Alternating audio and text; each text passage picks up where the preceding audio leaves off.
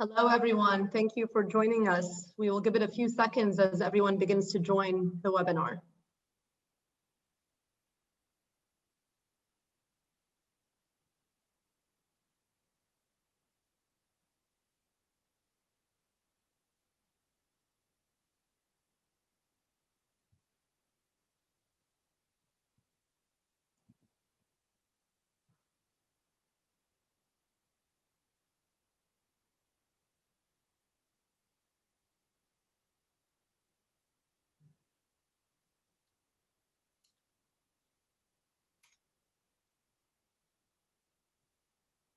Thank you all for joining. We will give it another 20 seconds.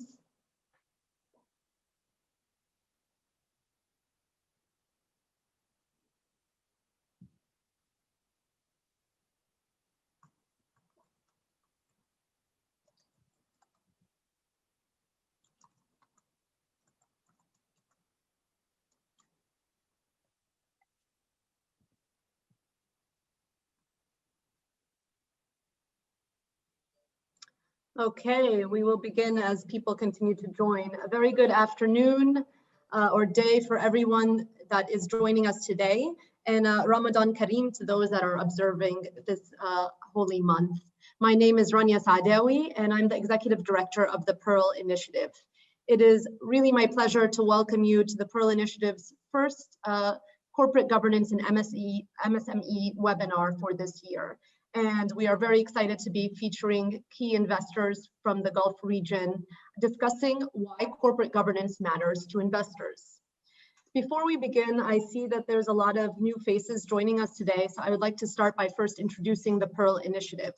The Pearl Initiative is the Gulf region's leading independent nonprofit organization working to improve corporate accountability and transparency across the private sector in the Gulf region.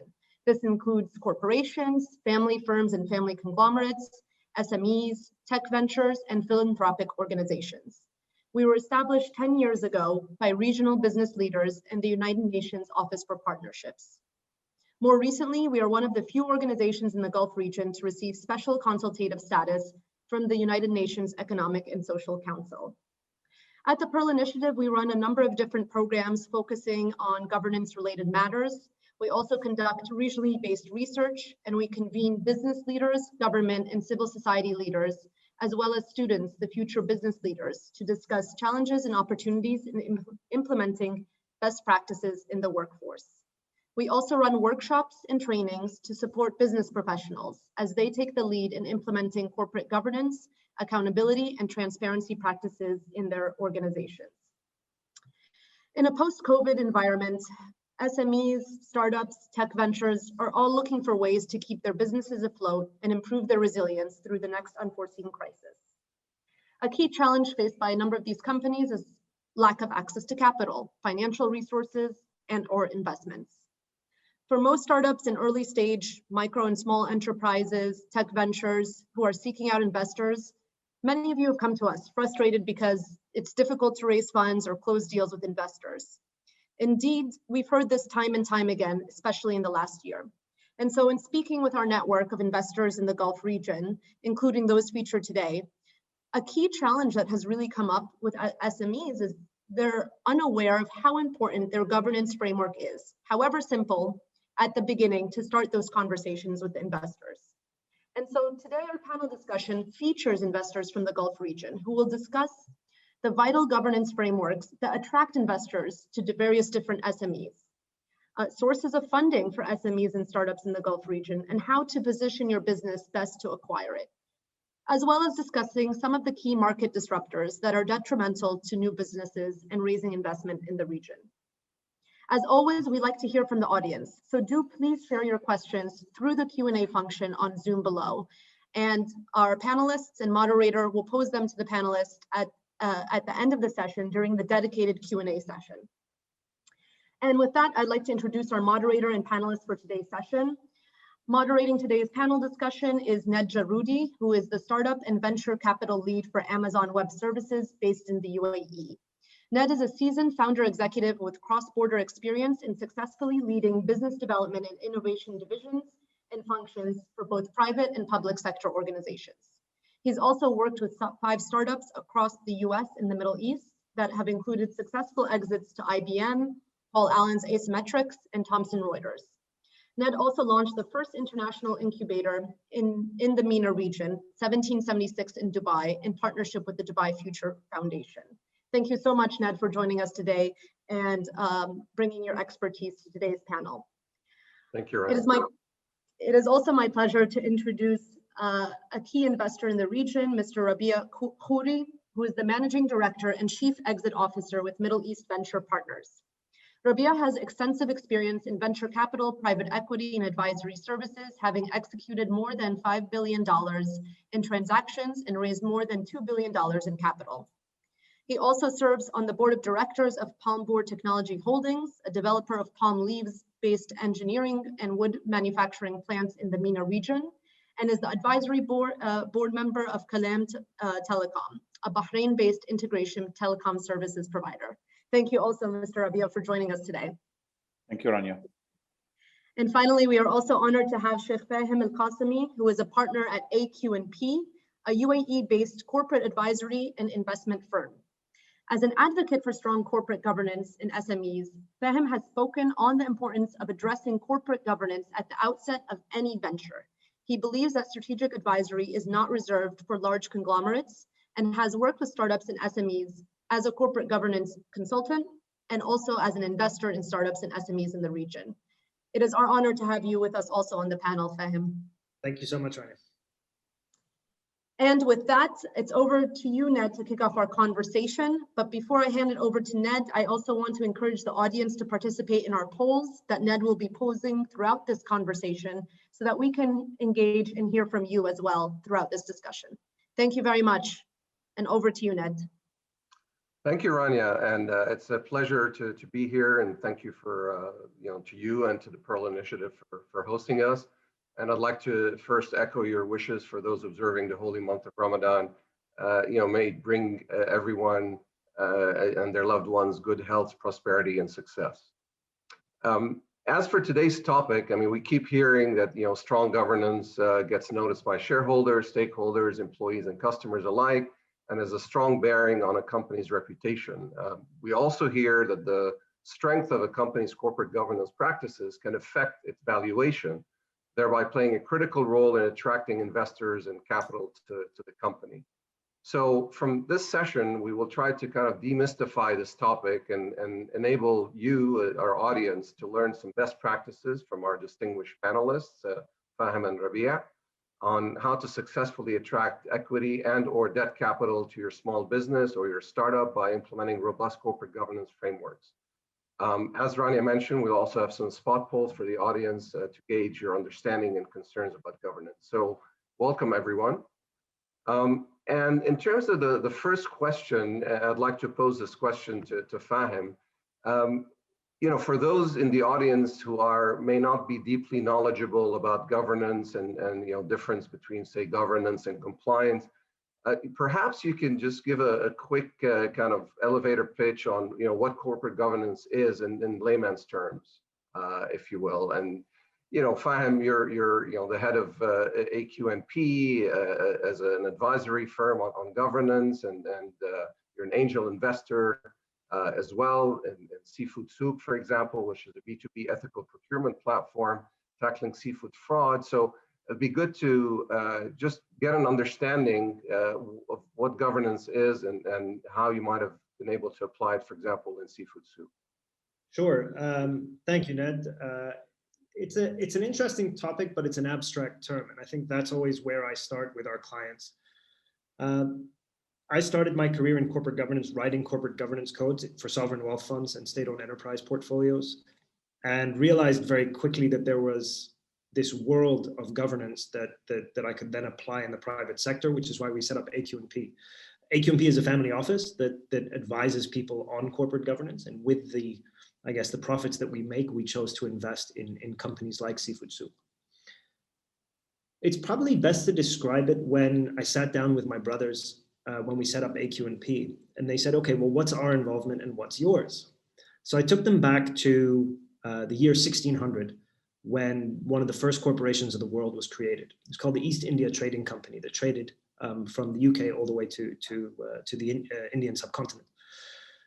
In short, they asked participants to put their money together, give it to a board of governors that would finance the building of a boat, and hand that boat to a captain that would sail it all the way to India. Those three tiers, participants, the board of governors, and the CEO or the captain, is a reflection of what we have today with shareholders, a board of directors, and a CEO. And putting in place rules of the game, the agreements, the playbook, as Rabia used on our briefing call, the idea of understanding whose role and responsibility it is to do what, and the authorizations you have within those three layers are the basic tenets of good governance. So when I work with startups and large corporations, is reminding the CEOs that they are the captains of the ship, that there are rules and regulations, so to speak, on how a board of governors or a board of directors conduct itself.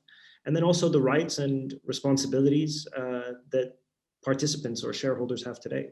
When you work those three tiers out, you have the basic tenets of good governance. Okay, great. Thank you for that.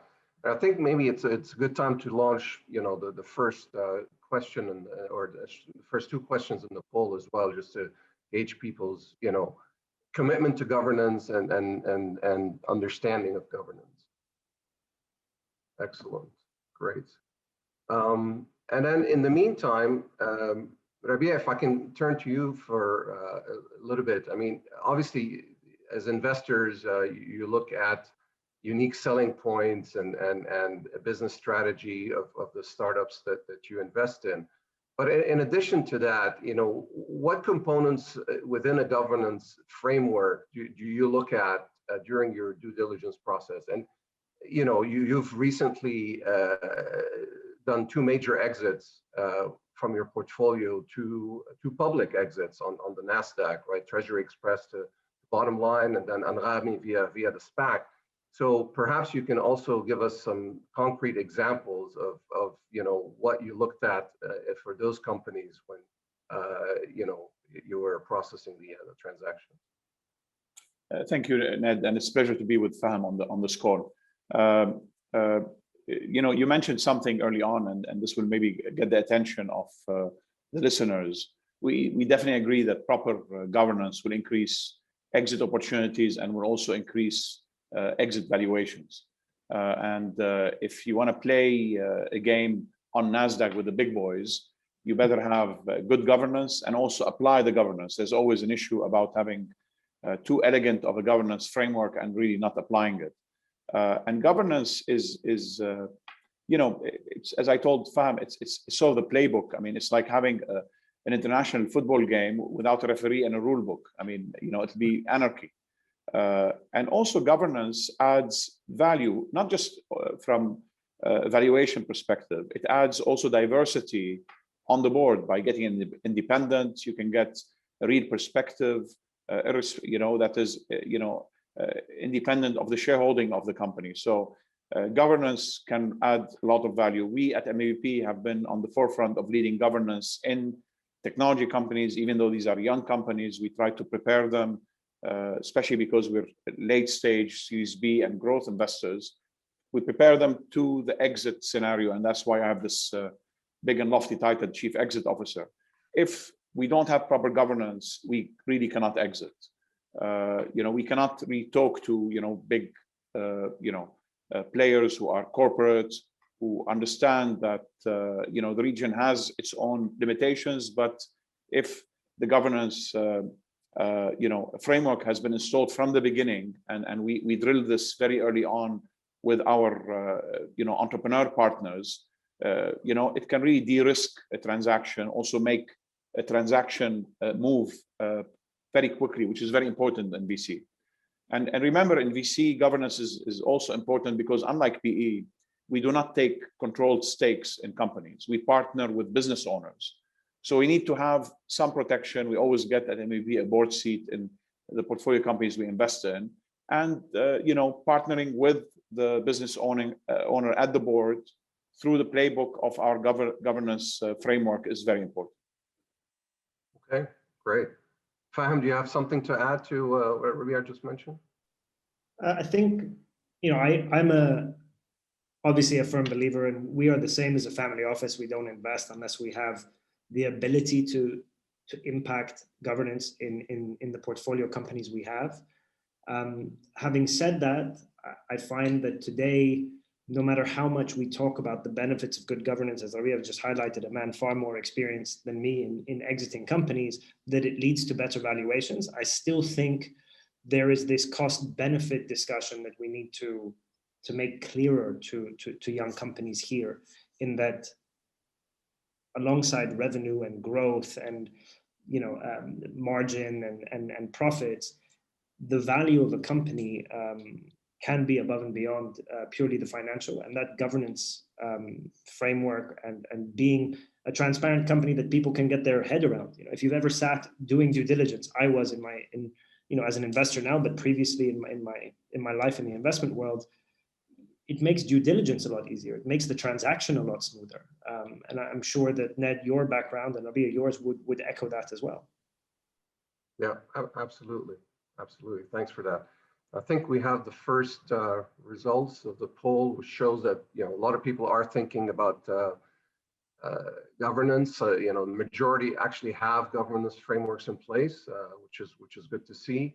And then for those that are planning on implementing government framework in the next 12 months, we've got also half almost that already have a governance framework in place, and the other half is actually looking to implement something in the next 12 months. So I think that bodes well. I think there is probably already a fairly good understanding that this is a must-have, not a nice-to-have. And so that really kind of bodes well for the future. So thanks for the poll respondents on that one. All right, moving on to something else, and speaking of the time, effort, and money that good corporate governance requires, especially for small businesses and startups that might be bootstrapped and where cash is really scarce, let's say, or needs to be used wisely. Is it really worth the investment at such a kind of an early stage? What are your thoughts on this? Both you, Fahim, and Rabia as well. By the way, I'm still here. I'm just having some problems with my camera, so I'm not hiding. So you can hear me, and I'll continue. Yes. And I'll try to fix my camera. I really apologize. No worries. While Rabia is doing that, I'll jump in there, Ned. Okay, sure. I think moving from that poll to your question, having a governance framework is not binary. It's not I have it or I don't. It is an evolution. It is a story. I tell this to my clients all the time. Your financial statements are the financial history of your company. Good governance, minuted board meetings, processes in place is your operational history. It's really telling the story of where you've come from and where you're going. And I think with that, almost bootstrap your governance process as well. Having one in place does not mean that it is static. It needs to move. It needs to evolve. Anybody looking at where to start, go to the Pearl Initiative. The resources there will at least help you identify what the appropriate practices are for your stage of development or evolution as a company. But above and beyond that, I think finding out where the priorities are and what to implement is something that you need to work very, very hard at identifying in the near term. We'd all love to have a board of 5 to 7 people that are 60% independent and diverse, both in their skill sets and gender and nationalities, and have all the compliance processes in place. That doesn't happen overnight, and it's extremely arduous to implement. What you can do is to start saying, well, do I have a board in the first place? Do I actually encourage people to get around the table and help steer this company as I start and grow? And then record keeping is surprisingly something so simple yet so effective. in the first year, a lot of people, and I've known this with 2 startups that we've almost invested and co-founded, to go down that route and think that, okay, well, in 7 years, we'll be talking about an exit. Well, they'll be looking back at what you did in that first year and having that well documented, showing where the decision-making process was and who made those decisions is extremely valuable and extremely insightful to somebody that may want to one day buy this company or invest in it. Rabia, welcome back. Do you agree? Yes, of course. Sorry, I'm going to be on my phone here. I apologize. Some technical difficulties. Murphy's Law. Everything worked until we started speaking. Yes, of course, I agree. And there's a saying that principles are principles when they become inconvenient. This is when you can actually have to use principles and apply them. Governance is in a way the flip. When you apply governance, this is when it really saves you, because it puts things back in perspective, and it also brings in the perspective of all stakeholders. I was very, very pleased that in the UAE, both the DFM and the Abu Dhabi market separated, for example, the role of executive chairman from CEO. I always felt that the word executive chairman was a bit of an oxymoron. You cannot be executive and supervisory at the same time. And I'm really happy that the Financial Market Authority decided to separate that role. This was a very, very important step. And obviously, the private sector always takes the lead from the public sector, which is also very good. We at MEP also, and this is again fairly VC oriented, because these are young companies. It's easier to come in, since we're going to write the check. You have to follow the golden rule, right? So they will, they would have to sort of, our portfolio companies would have to adopt the majority of our, governance requests. And invariably, even though we sometimes in VC have very difficult conversations if companies are not doing well, we've really never had complaints in hindsight about some of the governance medicine, if you want, that we instill. It has really always worked out, and it, this is sort of the norm also internationally.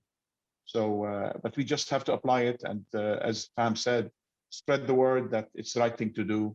It also shows maturity of our ecosystem as we start talking the same language, the governance language, with more developed ecosystems like NASDAQ, UK, France, etc. Okay, great, thanks. And I think it's a good time to launch, poll number 4 or question number 4 in the poll, because that talks to this particular question, and see how people feel about, the biggest challenges in implementing government frameworks, and see what the answer is. I have while people answer that question, I have another kind of, auxiliary question to that. When people, sometimes when, startups, are formed and stuff, and they put together, let's say, an advisory board versus a kind of a regular corporate board. Is that kind of enough to start with, or do you need to have like a real board as well in addition to the advisory board? Or what's your take on this? Fahmi, you want to take this one, or do I answer? You go first. Mine's going to be Okay. far more controversial. So very quickly, at the end of the day, the board is really legally enabled. An advisory board can be a subset of the board, or we also call it executive committee, that will sort of help, especially when you have a big board, work very closely and very nimbly with the CEO. So it usually does not have governance angles, at least because legally, unless it's completely enabled by the board, we use advisory boards and executive boards to get a smaller group of board members and also external executives to work nimbly with the CEO when required. Okay, Fahim? I have a very unique perspective on this, and we implemented it in Seafood Soup. When we approached the 3 independent directors that we have, and I mean independent, not as in non-executive, as in they have no stake in the company and they just get a board fee. The one rule was you're not allowed to have equity. We didn't offer equity to any of them, like some, common practice is for some startups to offer equity to their advisory boards. the answer to it is in the name. You know, a board of directors or a governing board governs, an advisory board advises, and the type of people you need in those two are different. So at Seafood Souk, we have CIOs, we have a chartered accountant, we have somebody that has managed a very large supply chain company on our board. On our advisory board, we have people from the seafood trading industry, people that have been there for 35 years that advise us on industry challenges that we practitioners, people from And with respect to my colleagues that sit on those two boards, I chair the governing board, but on the advisory board, some people on our advisory board aren't going to be the most effective board members, and some board members are not going to be effective advisory members in that respect. So I think just understanding what you want out of them, and knowing what their role is. And I'll leave you with this, an example of one of our clients, which is more of an M on the SME side that we work with. We formed a board for them. One of our partners sits as an independent director on their board, and they were part of a large accelerator program that offered them an advisory board, and they have to present to them once every 3 months. And the founder and CEO of the company came to me and said, Fahim, I need to present to the advisory board. What should I present? And I said, well, they're there to advise you. What decisions do you need to make in the next 6 months? And he said, well, I need to decide on this, this, this. And I said, well, they're seasoned industry professionals. Ask them what they would do. That's what their job is. Doesn't mean you have to take the advice, but really understand when you bring people on to advise your organization, what do you want from them and how can they help? I mean, specifically, I may jump in, Nadeem, just in a real world example. So as Rania said in the intro, I sit on the advisory board of Kalam Telecom. Kalam Telecom is the second largest telco in Bahrain after Batelco. I'm not a board member. And the CEO and majority owner asked me to join him on the advisory board, specifically for my M&A skills and my knowledge, specifically in transaction in telecom. And telecom also is moving into VC technology, value-added services. So again, as Fahim said, my perspective was purely advisory and fairly specific skills, field skills, and I'm not really a board member. Okay, excellent. Let's see what the poll results came out to. So biggest challenges implementing governance framework. The biggest one that people are talking about is lack of manpower to implement and develop a governance framework. And the other one is not sure where to start. So if you guys can, maybe Fahim, you can address that, because I don't think it's that difficult if people know where to start, right? Definitely. I think these insights are very, very reflective of what I see with clients. Number one, if you are initiating and you don't know where to start, like anything, read up on it. Go to the Pearl Initiative's website. There is a huge amount of valuable information and guidebooks on how to build integrity and what governance actually means. I think getting to grips with what it is definitely there. The one thing I will say, and I know and I'm confident there's one of them on this webinar, so forgive me, Ziad, if you're listening, but it's not the job of the lawyers. And this is one thing I say very often.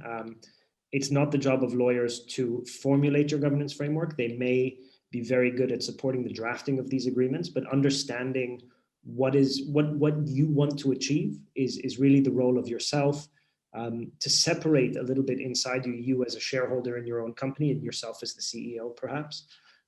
That is a very, very difficult tool that we have. And when I think about anybody implementing good governance at the outset, is to really think to yourself today, say, well, I'm building a company and I one day want to exit. Okay, that's fantastic. Who's the CEO? I am. Who's the chairman and who's the board? I am. And who's the largest shareholder? I am. Okay, well, this company doesn't exist without you then. So it's never going to sell.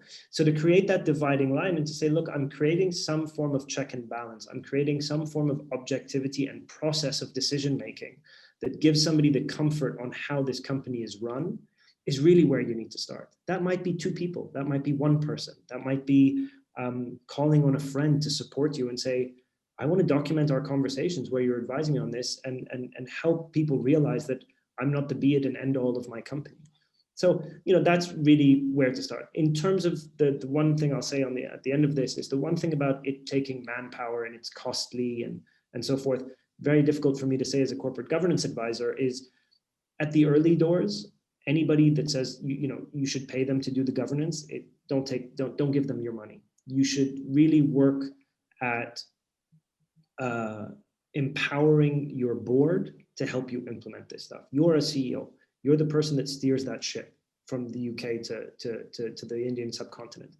While they are sitting on shore and not with you on this journey, they have the time, or at least if they have the honor of sitting on your board, you should ask them to not just attend a board meeting, but work outside of those board meetings on implementing these governance codes. So it is complex, but I think with a prudent and very precise approach, you'd be surprised how quickly you can see results from implementing some policies early on. Great. Rabia, do you have any comments on this? Just a quick highlight. I've seen some questions. One role also of having a diverse board with non-executives and non-shareholders, as Faham said, is sometimes and not sometimes, a lot of times you have to deal with conflict issues, and conflict issues are quite interesting. First, you have to disclose that you have a conflict when you're making a decision at the board. And then, sometimes if let's say I'm the conflicted party, I have to, recuse myself from the voting, and you have to have enough independence on the board to be able to have a decision on such conflicting action. And when I say conflicting action, it's not a bad thing. Sometimes you're just doing something that's not at arm's length, etc. And unless you have enough independence, enough diversity on the board, you can actually decide on some of these non-arm's length conflict issues. Okay, great, thanks. I think as a good segue to the question, and I think it'd be good to launch question number 3 here in the poll. But whose role is it to implement the governance playbook? All right, so it's not the lawyers, right?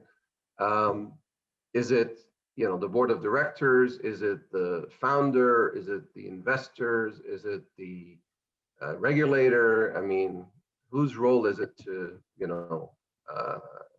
implement the playbook? And what about kind of a corollary question?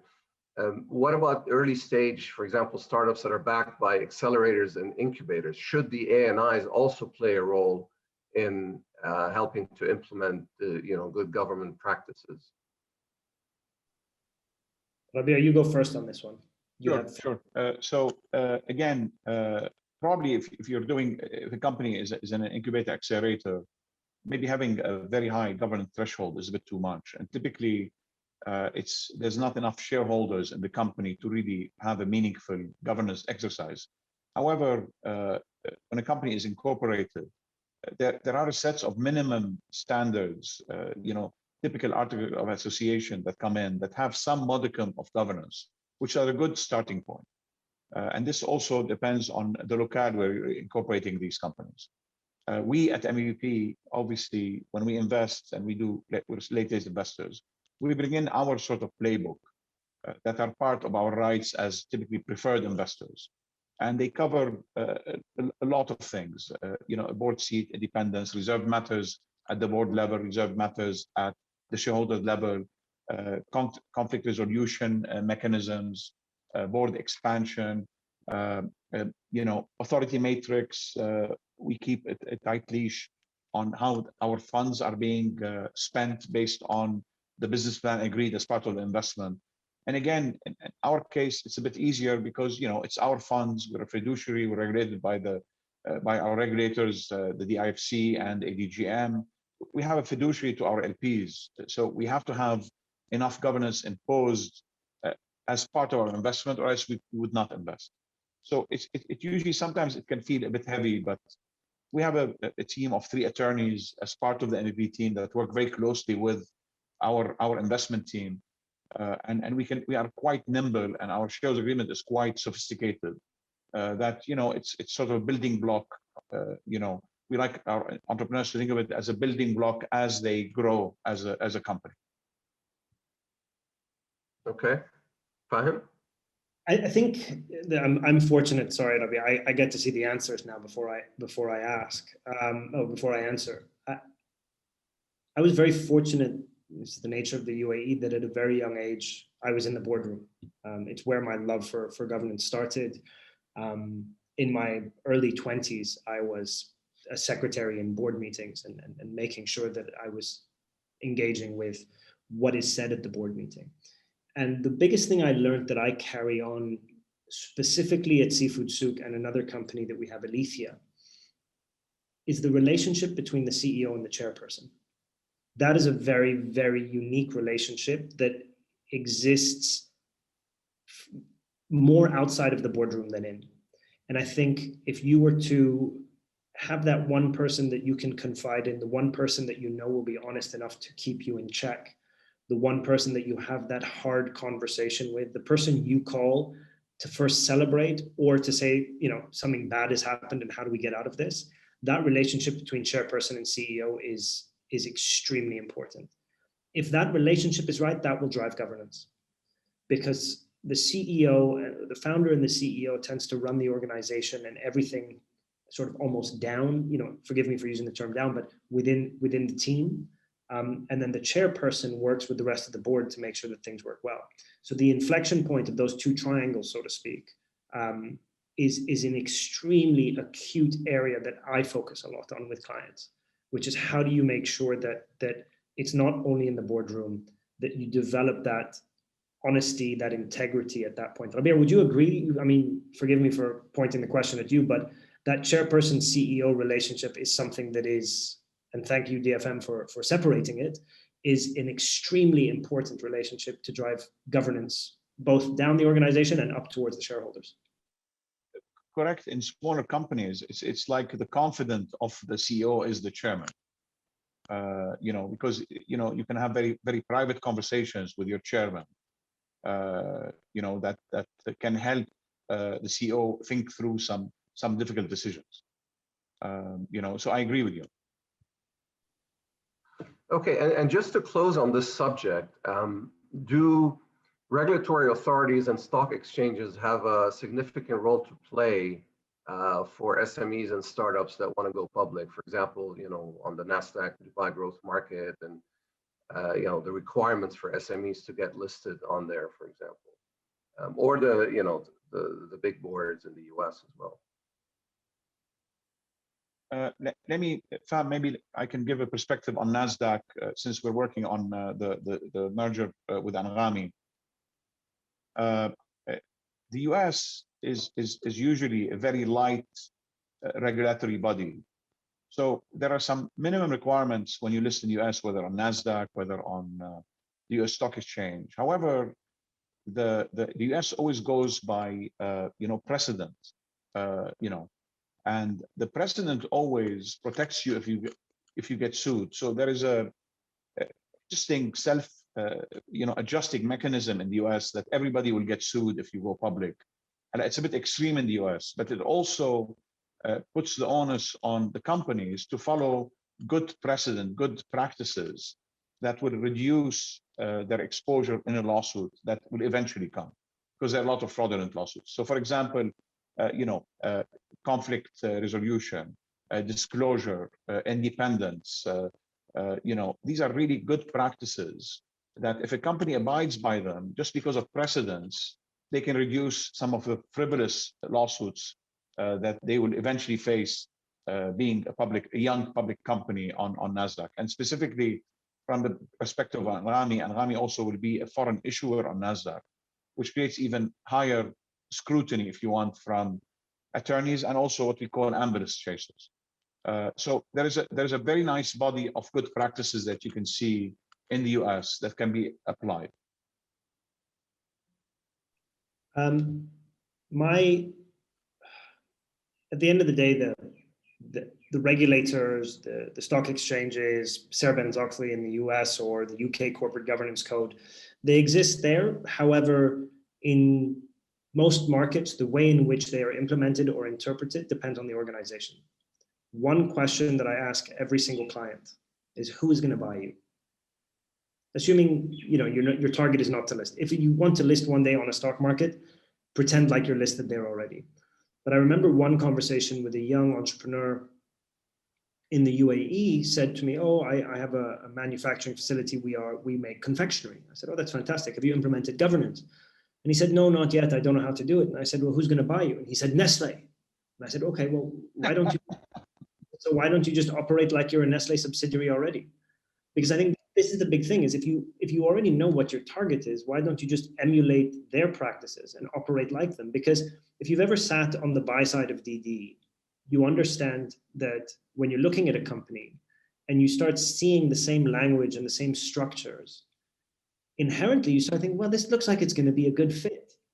Yeah, and then everything else, valuation and numbers and profitability and whether the deal makes sense comes into play. But if you just emulate who you think is going to buy you, the likelihood is a lot higher. And my particular contention is that if you've ever sat on the buy side, you also know that you have a budget to fix all the things that you don't like. And if you have to fix that governance issues in those organizations, you're going to spend money on it. And I'm not going to pay for it. The company I'm buying is going to pay for it, and I'm going to knock that number off the valuation. So I think, for people to think a little bit more prudently, get out of, your own heads a little bit and be objective and reflect on what somebody else may think of you will be a great starting point. So if they're listed on the NASDAQ, if they're listed on the DFM, the ADX, study them, see what they do, read their board meeting minutes. If they're listed, they're online, and you can find out more and more about a company and how they run it. Honestly, that's how I got into this, and that's why I think more people should just start looking at companies that they like and see how governance runs there. Pam, I like the Nestle example. That was a great example. And let me just add just a couple of words on that. Typically, in VC, we're going to exit to much larger companies if we don't list FAM. And these larger companies have choices. And, and always, because our targets, us, are so small, if there is a high, governance threshold they need to, get over, they will never invest. Life is too short. They have other options. So what you mentioned, the preparation and sort of try to mimic your eventual acquirer is very, very good advice. Thank you. Just for the record, for those listening, I have never been paid for advice to Rabia Khouri or MEVP. This is I'm not a customer of Seafood Soup either. Yeah, Seafood Soup. There we go. All right. Final stretch here. The next set of questions are more forward looking in terms of future governance trends that small businesses and startups could look to adopt, and some of these are obviously very, very topical. So board diversity and diversity and inclusion mandates, right? And we're not just talking about a gender lens, but is it really important to investors? Very quickly, Faham, just for me, diversity is bringing in multiple perspectives, multiple expertises to help young companies make some very critical decisions. So we think of it of, getting people being able to think outside the box of the CEO, if you want. So we like that diversity angle from that perspective, bringing other eyes, other perspectives. And in VC, we always are afraid to make big mistakes. We're going to make a lot of small mistakes. And sometimes the diversity of point of view, perspective of skills at the board can help us avoid very large mistakes. I'm going to be a true consultant and deflect the question and answer it in a completely different way. I think if you look at there is no agreed framework for good governance globally between companies. And we have this adage in the governance world, obviously, we're small and we're all quite geeky about the topic, but governance is only as good as it is tested. And I think a lot of the themes that we bring up about diversity and inclusion, ethics and compliance, sustainability, are raised or have become common language because they've been tested so many times, or at least they have been the reasons for corporate governance failures, specifically in the last 20 years. Where are we going forward from there? Us as a small family office, our view is that the biggest risk to any organization in the 21st century is internal.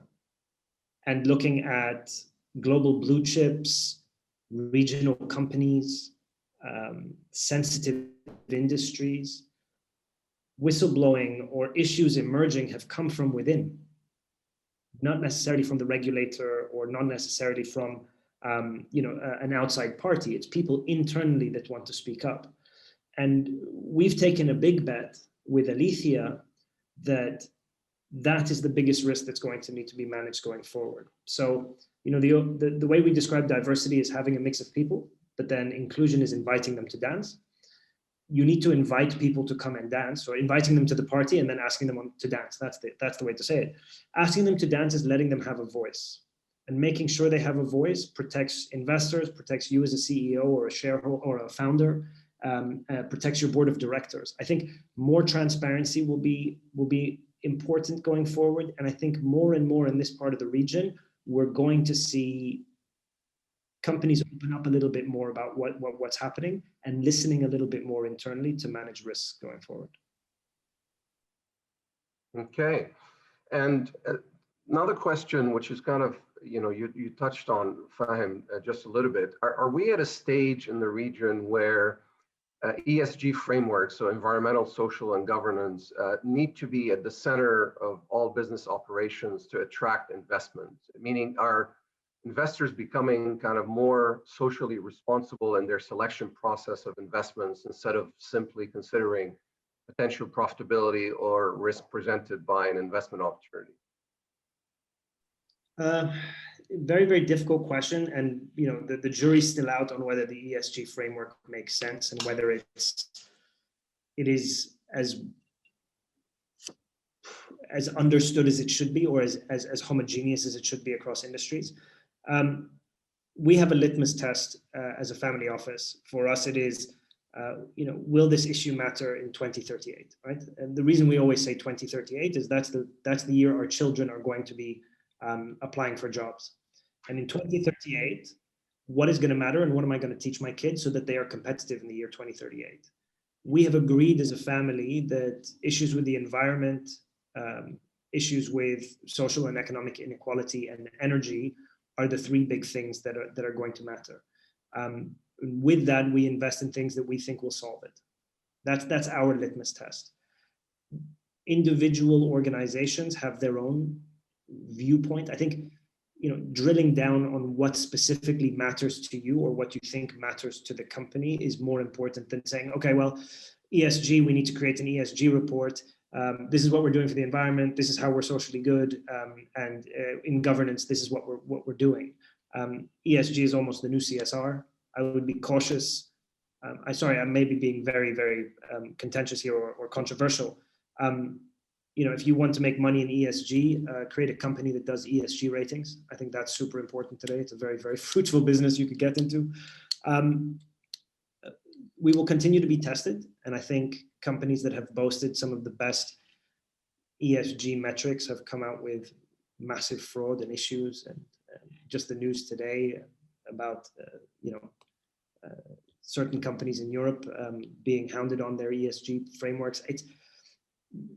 I won't say it's not the North Star for investors nor companies. Rabia, disagree with me if you want. I'm happy to. No, I don't disagree with you. And I believe that also it depends on what we're trying to achieve in our part of the world.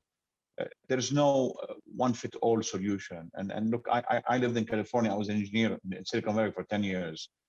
California has always been on the forefront of every kind of ESG. We used to stop projects because, we had to save the spotted owl. And when we sit with international investors, and they ask us specifically about these questions, I tell them, look, guys, we at MEP, our ESG is creating jobs. One of the biggest issues in the Arab world is youth unemployment. This has ramifications across everything, okay? And our job at MEP is to create jobs. If we had 100% employment or 80% employment, then we can go to the next level and bring in ESG. For us, having people create value in life, join the middle class, have purpose in life is very important. And our job right now, our priority is to create jobs. Now, technology is an enabler. Technology can be very kind to the environment because you can work remotely, you can get a lot of leverage, you don't need a big carbon footprint, that's great. But our ESG at MEP is to create jobs. And by the way, the first millionaire that we minted, this was our exit of Shahia to another public company in Japan called Cookpad back in 2014, was a woman, okay? We did not exit a woman just to show she was a woman. She was the most capable person in our portfolio and she exited first, okay? So again, we have to look at ESG or what we need for our society and not bring in outside models that really do not fit us or are not appropriate to our level of development. All right. Okay, last question before we take some questions from the audience is to do with, today's digitalization, right? So we've seen the pandemic accelerate the digital transformation of a lot of small and medium businesses. Does that make them more attractive to you as investors because they've, undergone such a transformation? And from a governance perspective, and for tech startups who are digital natives, obviously, and those in the startup world that are fueling GovTech, RegTech, KYC validation, ethical procurement like Seafood Souk, payments, public safety, smart cities, all of these types of solutions that promote simple, accessible, transparent, and efficient public services and transforming society for the better. Are those more likely now to get investment from investors like yourselves, Rabia and Fahim? Fahim, why don't you start? Because my answer is yes, yes, yes. But why don't you start and I'll give my angle on the whole Corona thing. Yeah, I think I'm going to go above and beyond investment, and I'll talk about the two case studies we have. Seafood Souk went out there to create a completely transparent and traceable supply chain for fish, a resource that is exploited. It's rife with fraud, and it's unfortunate. And to anybody listening, ask the waiter where that piece of fish came from compared to your steak, you'll have no idea. And it's unfortunate that we are overfishing our oceans and wasting it in the supply chain. We created a technology product that provided full visibility in the supply chain. Nobody had done it before, globally. This is not something, we're copying, we're the Seafood Souk of the UAE. Nobody had done it before. Not only did it help us get investment, we've made more money. We have global supermarket chains in Russia, in Europe. We just sold our first amount of seafood that was traded from the Middle East to Carrefour in France because they said, we've been waiting for this. We've pushed the envelope on how to procure. So you will make more money. We grew 600% in COVID. The other company is Alithea. Alithea is a speak up app. It's an encrypted chat technology that allows you to roll it out cost effectively and basically create a compliance function in your organization and give people the power to speak up. This did not exist in the region before. There are similar platforms, but they don't do it the same that we do with the insights that we create on the outset and the third-party management of it on behalf of organizations. The first two companies we sold to is one of the largest port operators in the country, and the other one is the largest environmental services company in the region. And this is not us trying to sell small amounts. I don't think you'll just get more money. I think if you are on these hot topics, you'll make money. There is a huge amount of demand for it. And if we continue to push the envelope, I think you'd be surprised, not at an investor pitch, but at a client pitch, to see a seasoned CEO 3 times your tenure say to you, I've been waiting for this technology. Now I'm ready to give you my money. Nice. Rabia? Just quickly, I know Corona has been really a horrible experience for society, and I'm not trying to be glib here. However, Corona globally has really been very good to technology. Can you imagine global economic activity? It probably would have gone to zero without technology, and especially in the Middle East, it allowed and you know, again, it's necessity. It allowed us to showcase to our B2C and B2B customers that technology right now is available, is mature enough, and you can use it. And it was a great leap. We saw a big, for example, a migration to the cloud within a lot of our SaaS cloud companies.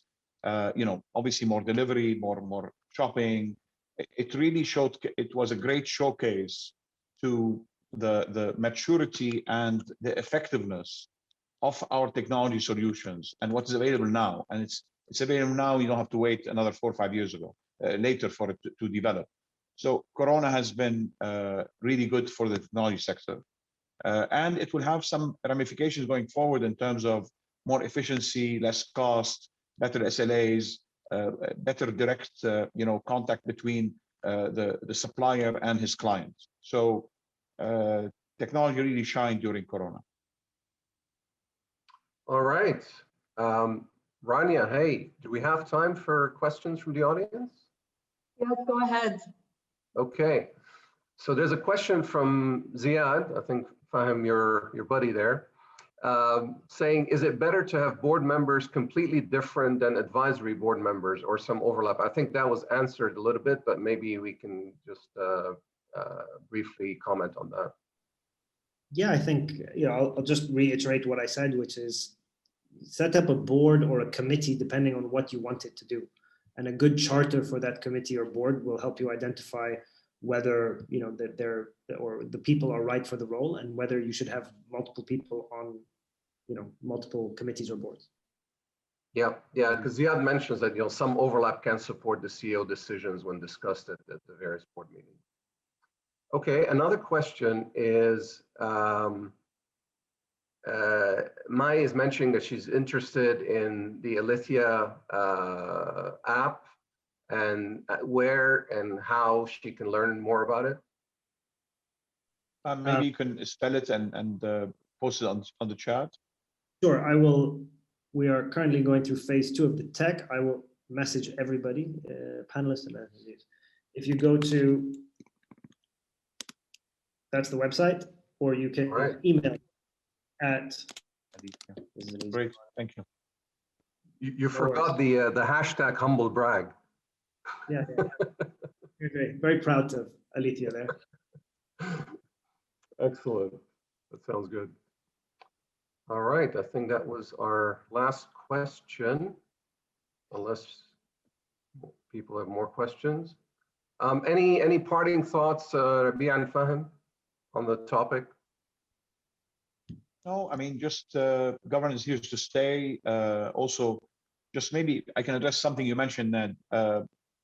Adding technology to governance also can make things move faster, can decentralize meetings if you need to have them remotely, can also standardize some of the records you have to keep, etc. So some of the GovTech companies you mentioned are going to have a very important role, and we have been speaking to our regulators also to have them become acceptable to our regulators, because sometimes we cannot use a GovTech company in our companies unless it is regulator approved, and I think that's going to, you know, really improve.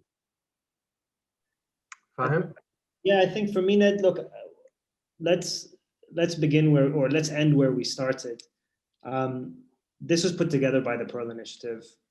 There is an NGO, a nonprofit, out there to support people with no other aim in mind other than supporting transparency and good governance across the region.